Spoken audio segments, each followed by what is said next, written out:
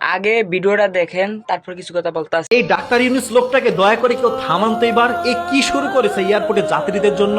Free telephone, free wifi, help desk customer service, দ্রুত luggage প্রদান, ভালো ব্যবহার, লাগেজ ভাঙলে বা হারিয়ে গেলে কর্মীদের বেতন থেকে টাকা কেটে নেওয়া হবে। এর আগে আপনারা দেখেছেন উন্নয়নমূলক কোনো কাজ করার জন্য ছবি করে, ভিডিও করে, সংবাদ সম্মেলন করে, ফুলের মালা পরে, টিস্যু দিয়ে চোখ মুছতে মুছতে টিস্যু ক্ষয় করে তারপরে হচ্ছে 2042 সালের স্বপ্ন জনগণকে শুনিয়ে তারপরে সেটা করা হতো।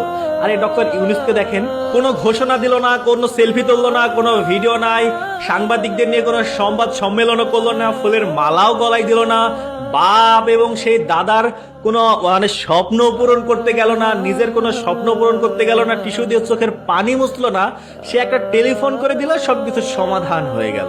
আসলে এর দ্বারা একটা জিনিসই প্রমাণ হয় যে শিক্ষিত মানুষ কথা কম বলে এবং কাজ বেশি করে। এইবার বাংলাদেশ জাতি ঠিকই বুঝতে পেরেছে যে আসলে আমরা